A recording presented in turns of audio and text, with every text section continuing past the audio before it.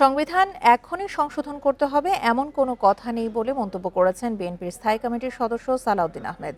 সকালে রাজধানীর সিরডাপ মিলনায়তনে নাগরিক কোয়ালিশনের গোলটেবিল আলোচনায় কথা জানান তিনি। সালাউদ্দিন আহমেদ বলেন, গণতন্ত্র উত্তরণে সবাই এখনও একমত হতে পারেনি, তবে আরপিও ও আচরণবিধির সংশোধন করা দরকার।